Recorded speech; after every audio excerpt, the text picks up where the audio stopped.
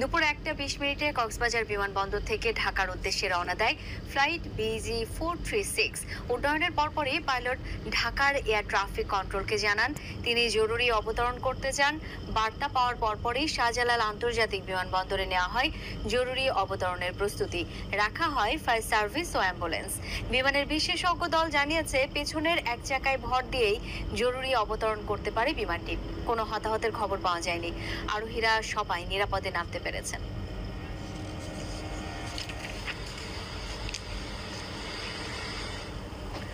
দর্শক, এই মুহূর্তে শাহজালাল আন্তর্জাতিক বিমানবন্দর এলাকায় রয়েছেন সহকর্মী হাসিবুল করিম বিজয়।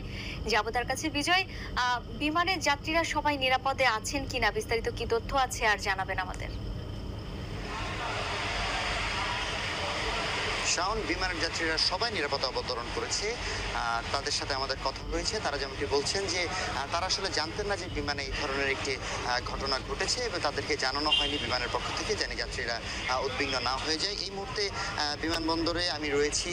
সেখানে এসে যেমনটি জানতে পেরেছি যে বিমানটি কিন্তু খুবই স্বাভাবিকভাবে আসলে ল্যান্ড করতে পেরেছে এবং কোনো ধরনের কোনো ত্রুটি হয়নি।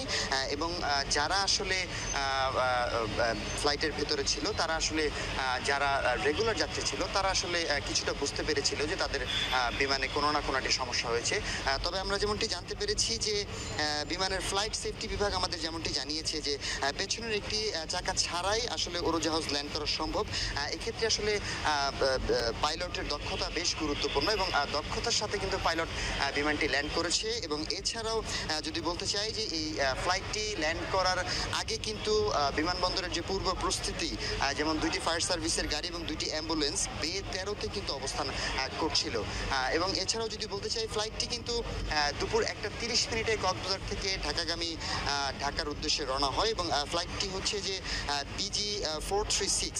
এটি শিশুসহ 71 জন যাত্রী নিয়ে কিন্তু কক্সবাজার থেকে ঢাকার উদ্দেশ্যে রওনা হয় এবং এরপরেই তারা আসলে এই ফ্লাইটে তারা জানতে পারে যে তাদের একটি চাকা আসলে খুলে গিয়েছে এবং এরপরে খুলে গেলেও যে ধরনের উদ্বিগ্নতা এয়ারপোর্টের কর্তৃপক্ষ বা বিমান কর্তৃপক্ষের ছিল সে ধরনের কোনো ঘটনা আসলে ঘটেনি এবং খুব স্বাভাবিকভাবেই খুব সহজেই নির্বিঘ্নে এবং সব ধরনের নিরাপত্তা নিশ্চিত করেই যারা যাত্রী রয়েছে তারা অবতরণ করতে পেরেছেন।